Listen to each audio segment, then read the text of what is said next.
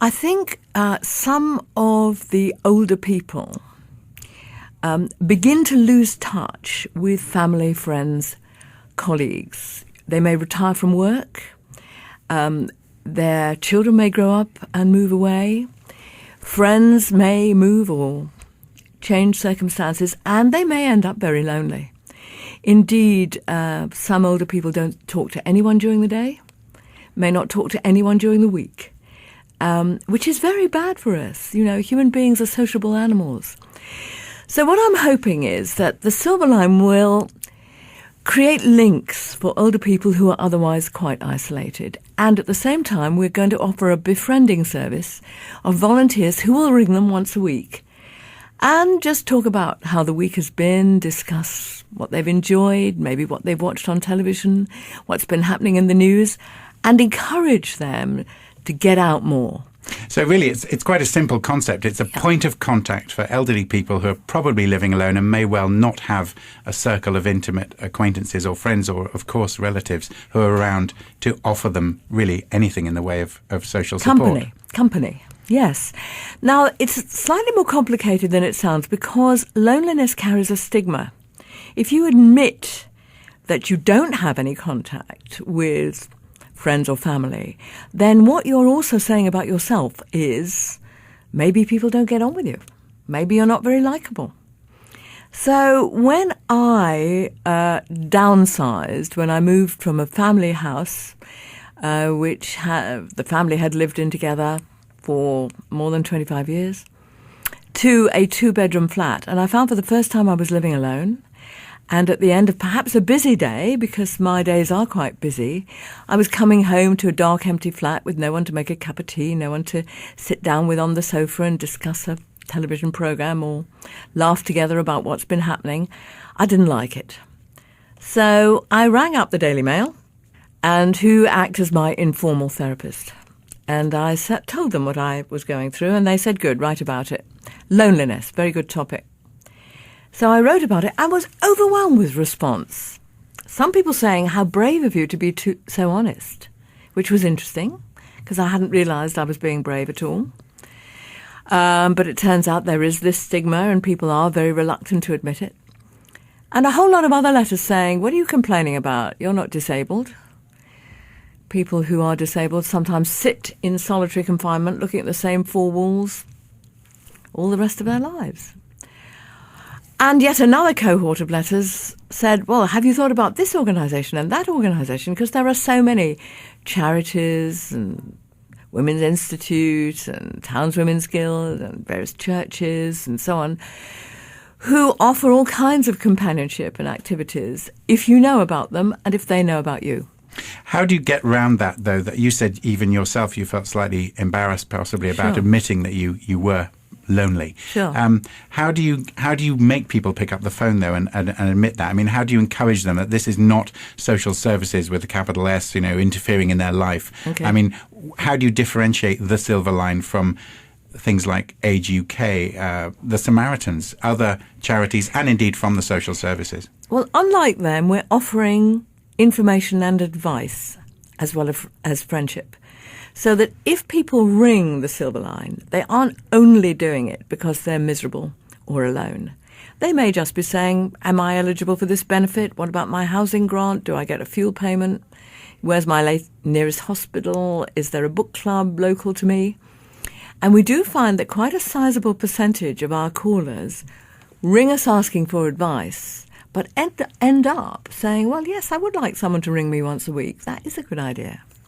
What sort of person is going to man the telephone lines? I mean, where are you going to get people who are going to have the right degree of empathy with that person and not be too pushy? Because I suspect a lot of older people value their independence and may be wary of drawing too many people into that world. Well, to begin with, they're volunteers. The next thing about them is they're self-selecting. They would like to do it, so they contact us and say, I'd quite like to do this. Quite a lot of them are older people themselves. Some of them are people who've rung us for help and then decided they would like to offer help. So, but we've also got young people. I've been chairing ChildLine, which I set up in 1986 for 20 years, and now I'm still president of ChildLine. And so I'm very familiar with the huge range of people who volunteer for ChildLine to counsel children and listen to children. And quite often, if you want to do it, that's a very good qualification, because it means you understand why it's important and you value the communication, the contact. You've brought up ChildLine. It's obviously a very well-established charity here in the UK and sprang from a previous life of yours as a broadcaster on That's Life. But you're now talking about the other end of the spectrum. But there's a similarity between the Silver Line and ChildLine. You're offering a telephone line, a point of contact with somebody who may be able to help you or at least listen to your problem. But both of them paint a slightly grim picture of the society we live in Britain today, don't they? That there are young people who are in difficulties, abused, whatever, old people who are lonely, abandoned in some cases. What do you think that says about the Britain we live in? I think it says something about humanity, because, you know, ChildLine has been copied in 150 countries around the world. I suspect if the Silver Line works, it too will be copied. And I think it says a lot of things about the way we live today. One is that we're very busy. The whole activity of looking after yourself and your family, of making enough money, finding food and accommodation and so on, takes up a heck of a lot of time. And relationships have got squeezed. Also, we're beginning to value our independence, which is not a concept that I think previous generations have really thought about. When you read Charles Dickens or Jane Austen or Shakespeare, you know, Hamlet doesn't bang on about being independent. It's not to be alone or not to be alone. That is the question, is it? So I think this whole thought about when I'm 16, I want to move away from home and I want to live on my own, which is what my generation went through. I didn't. I stayed at home till I was 29, but an awful lot of my contemporaries thought I was very peculiar. But it sort of comes back to the British relationship with children, doesn't it? Because we're often told that compared to, say, on the continent, the extended family, and obviously in developing countries, Africa particularly, grandparents are valued, particularly grandmothers. They are seen as the people who actually do most of the childcare, while the mother does the working and the feeding and the providing. And that happens in a lot of parts of the world. It doesn't happen in very developed, urbanized Western countries. It does. Well, they are unsung. The grandparent those carers. that do it are unsung, but it's a smaller proportion of people that keep that generational link, isn't it? Well, you know, it's quite funny because I was attending a conference about loneliness, particularly as it relates to the older population, and this very interesting researcher had looked at the developed countries. I think she looked at one of the Scandinavian countries where it was commonplace for older people to live independently on their own, and compared it with Georgia, I think, where it is normal for older people to live with the next generation, to live with their own children. And she discovered that actually, when they were living with their children, they were caring for their grandchildren. They were doing the cooking and cleaning. So as you say, the parents were going out to work and the grandparents were doing the domestic caring. But I was saying in Britain, we tend to have, that relationship has often, not always, but often broken down. If you have your mother or mother-in-law who can help with her grandchildren, you're lucky. But those are the lucky few now. We tend to have lots of isolated nuclear families or one-parent families who don't have a third generation to come in and help when the children are youngest, which is when it's toughest for the women. But in fact, most of my friends of my age have regular grandparent duties. And what the research had discovered about the grandparents in Georgia is that they thought it must be wonderful to be able to live independently, to have your own place, to have your own lifestyle, to have your own pace of life. So I think the ideal would probably be a mix, a balance, so that older people can do the things we enjoy. Because, you know, older people in Britain are great gardeners, great antique collectors, tend to enjoy television programs and other forms of entertainment which the kids scoff at, you know. So it's nice for older people to have that luxury, but it's also nice for them to feel needed.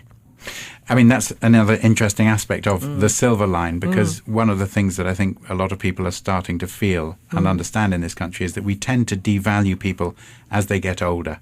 It's harder to get employers to take on an older person to do the job, even though that they've got years of experience. They're worried about their health. They're worried about, I don't know, there's a prejudice against people, let's say, over the age of 50 or 60. It certainly is. I was astonished when I was working at the BBC with this programme you talked about, That's Life, how they were forcing people into early retirement at the age of 50. And some of these people were the most skilled practitioners. We had a vision mixer who was the best in the industry, and they managed to persuade her to leave. I think there are all kinds of reasons for this. One is that you get more expensive as you get older because your salary has been increasing year on year. And the younger, untrained people are cheaper. So companies find that, it's worth their while economically to get rid of their older employees. I think that another thing is, when I was in my 40s, I worked ridiculous hours. I wouldn't work them now because I think life is for living. But you might be able to do more in fewer hours than you did when you were 40. I might well be able to, and I might actually think it's quite bad for me and for my team that we were all working these ridiculous hours. Although my son, the doctor, the newly qualified doctor, is working ridiculous hours. He recognises they're ridiculous hours. He recognises that he's tired at the end of a week or the end of a fortnight. But I think older employees, they've done surveys, we are conscientious, reliable, trustworthy, committed, but not quite so hungry. So that we will work... Oh, we can't all be hungry. We can't all be hungry for the ridiculous hours. The ridiculous hours. We don't force ourselves on in that way. We say, wait a minute, I've done my 40 or 60-hour week. I don't want to do an 80-hour week. But, I mean, all those wonderful qualities that, as you say, an older person can bring to a job or to a situation are, on paper, seen as valuable if you talk to people about it. But it's harder for them to get jobs. And it is part of this problem that I'm guessing the Silver Line may address, is that we tend to forget the elderly, and if they don't have immediate family and they're not immediately useful, they lead terribly lonely lives. They can do. And the awful thing is that age is regarded as a problem. I think worldwide people are looking at ageing populations as an increasing problem. And what I'm saying is, wait a minute, hang on. These older people are a fantastic resource. They are, as you say, very useful in family life, because they can take on child rearing, they can take and babysit, they can do a bit of, helping domestically and supplying transport and doing all those other things. And children love grandparents, and grandparents love children. I've got my first grandson, and if you're not careful, I'll show you the 2,000 pictures I've got of him at every minute of the day. But so that relationship is very important and valuable. But also, if we look at our charitable sector, one of the things that I realised in Eastern Europe is the concept of charity is very new there. The people are used to having their needs supplied by the state. Why do you need a charity? Well, the answer is that charities are very often flexible. They can fulfil a niche need, as I hope we're going to with this particular helpline. And they can offer people the chance to do something out of the goodness of your heart, which really makes a difference to people that are worse off than you. And so at the end of the day, you think you have a real sense of achievement. Your long career in the TV programme That's Life, which dealt with a lot of social issues, a lot of consumer issues, probably puts you in a unique position in terms of perhaps understanding what gets the British public excited, what they will engage with, what they will help with. Do you think the Silver Line is something that people are willing, given the problems we've said about dealing with the aged and the elderly? It's not fashionable. It's not seen as cool necessarily. Is this something you think the public are going to get behind? I hope so. I think there is something intrinsically very appealing about children. And I don't know whether people will find vulnerable older people as attractive a cause. We are an interesting nation. We love rescuing donkeys, looking after stray cats, protecting baby seals, and somewhere down the list, baby human beings. I don't know where old people come. Time will tell.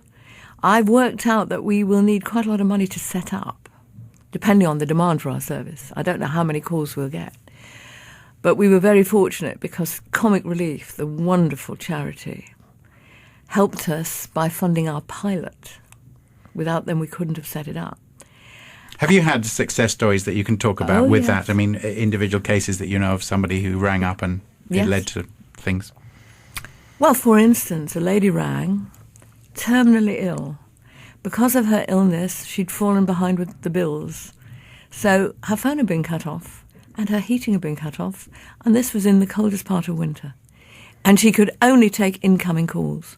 Fortunately, she had already made a call to the ChildLine.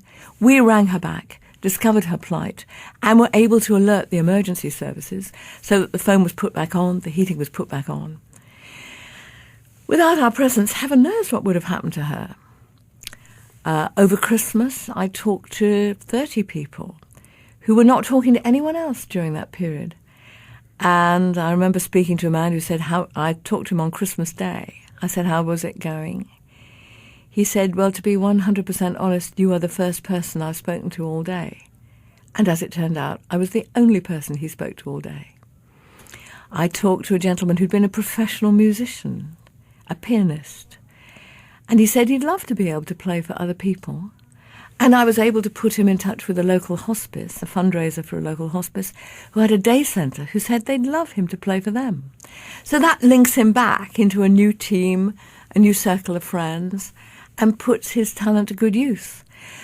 So and I've had the most wonderful email from a lady who explained why Sundays used to be the low point of her week, and now they're the high point because she talks to a befriender called Nina, who is a young woman who is also finding it difficult to get out of her house because she's got a young child and she's pregnant with her second. And so they share experiences of their week together on a Sunday morning by phone.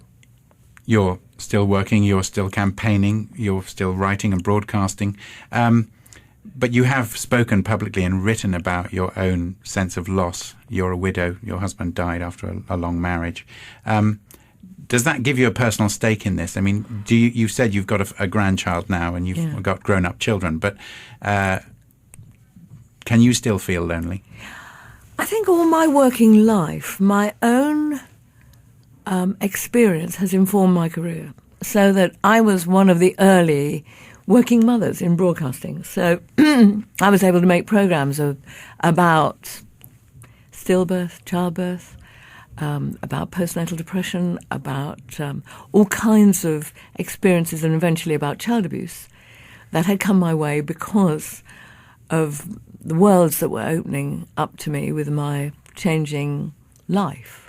And I think, yes, this is another way in which my own bereavement, my own experience as a widow has given me access to other widows' experience. I remember doing a talk show about young widowhood. And we were like sisters, actually, in that studio. And what we were all agreeing is that each person's experience was so individual, and yet the outside world was making rules for us. You're crying too much. You're not crying enough. You should get out more. You should get out less. Move house, don't move house. And in fact, there are no rules. People find their own way. So I do think that probably living alone for the first time at the age of 71, I'm now 72, made me write about an experience that I hadn't actually had any insight, or not enough insight into, before it happened to me. It's one of those ironies, isn't it? We all know death is coming, and if we're married, we know that we may have to face up to being the one left behind. But nothing prepares you for the reality, the finality of loss. I think we don't like looking at it too closely. And I think we're right, actually. Because nothing does prepare you. You don't know how you're going to react. I have friends who've responded totally differently from me.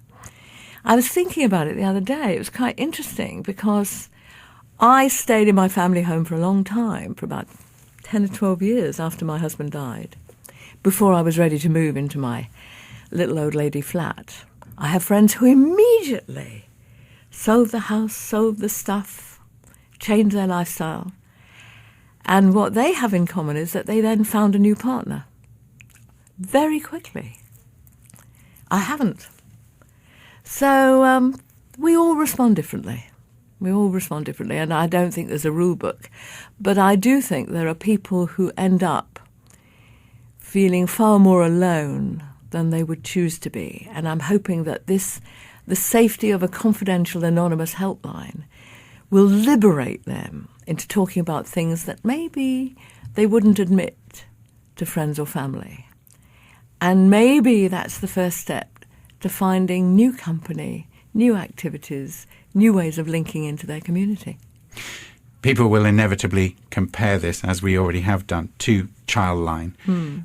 Were you stunned by the scale of abuse and the number of unhappy children out there once ChildLine got going? Well, yes, we had 50,000 attempted calls that first day. And I worry about the countries and the places where this sort of children's helpline doesn't exist. Because I think in order to try and solve a problem, you have first to recognize it. And I think every nation needs its own ChildLine. It will be different because different cultures, different attitudes need different children. In Africa, there are all kinds of problems. Some... We think of them as different, don't they? I mean, with the ChildLine issue has not gone away, has it? Although it's been a successful enterprise. Yeah. The last 2 years in Britain have been dominated by stories, high-profile stories about the levels of child abuse in all kinds of public places. Indeed. Do we have a particular problem with it here, do you think, or have we just been better at uncovering it? I think we're good at addressing it. I mean, for instance, in countries where there's a lot of AIDS, sometimes, unfortunately, men think that having sex with a child is safe. Maybe the only way of having safe sex, they think. And that puts the children in a terrible, terrible position. It's a minefield, isn't it, of psychological problems, of mental problems, of crime and punishment issues. Yeah. What do you make, finally, what do you make of this recent controversy, a senior cleric coming out and saying paedophilia is not a crime, it's a disease, and we have to treat it that way, rather than go around trying to punish people who find underage individuals attractive? What do you make of that way of looking at it? I think it's incredibly naive.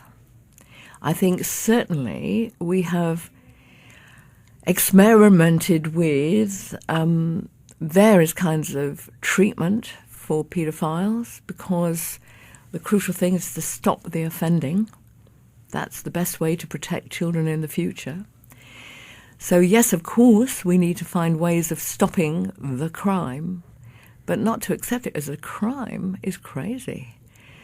Children regard it as a crime, and it is. We need, as societies, to make that statement very clear. But do you stop it by punishing those individuals who very often have been abused themselves, haven't they? Or do you stop it by treating them and trying to eradicate the conditions that cause it? Firstly, we have to be clear that people who have suffered abuse do not then go on to abuse others. It's a minority who do. It's terrible to say to a child, not only have you suffered this awful crime, but you will become an abuser. No, you won't. No, in fact, I've written a book about people who are now adults who as children rang ChildLine, and the reverse is true. They've become carers, they've become social workers, they've become teachers, they've become nurses, they work for charities. Saved children save other children. So that's step one. Stop condemning children who have suffered enough to the verdict that they will become abusers. Then you have a look at the abusers themselves and you say, how best do we work with you? Firstly, take responsibility for your crime. Recognize that you have caused terrible damage to the children that you have hurt. Don't go into denial and say they enjoyed it or they wanted it or it was their fault. Stop that. That is an attack on a child's soul. Take responsibility yourself. Having taken responsibility, then let's find a way of changing your behaviour for good. Let's put in the deterrents, let's put in the incentives, and let's say, you don't have to do this forever. You can change. It's an addiction, but you can change it. And there are people who have changed it. And there are people who work with paedophiles helping them change it. But they must take responsibility, and it's no good going into denial and saying it's not my fault. Take responsibility for your actions and work to change them. Do you think things are better now in Britain in terms of people's awareness of the problem and their willingness to tackle it than they were when ChildLine started? Much better. Much better. I think there's much more chance that a child who asks for help now will be believed and will be supported. They're not ideal. We know they're not perfect. But we have moved a long way along the line. I think countries that are in denial, I have been in groups of people who say we're fortunate it doesn't happen in our community. It happens in every community. What you have to do is enable children to ask for help. Listen to them, support them. And don't sweep it under the carpet. This is not a taboo.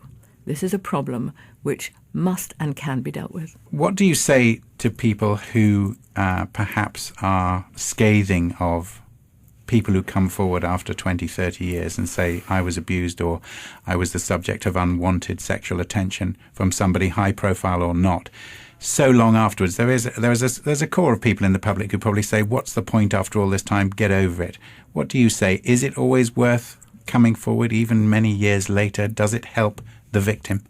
Yesterday I was having lunch with two sisters, both abused by the same man, neither of whom knew that he'd done it to the pair of sisters, and he caused them so to dislike each other that they ceased all contact with each other. And they have rebuilt their relationship. They have rebuilt their lives. They now recognise that what happened to them was not their fault, and that they don't have to go on living in the shadow of their past, but they can look forward to the future. And I think that's what so many survivors gain from disclosing what happened to them, even 10, 20 years after the event. Because they need to be able to walk forward, to stop being imprisoned in terrible, painful memories of the past. I'm not saying that everybody who discloses abuse is telling the truth, whether they're child or adult. I recognise that everybody doesn't always tell the truth. But I'm saying they must be listened to and they must be encouraged to move forward. Even if the perpetrator is dead? Even if the perpetrator is dead. And if the perpetrator is not dead, then we have to find effective ways of achieving justice for them. Testing the evidence, listening to the evidence, and achieving justice.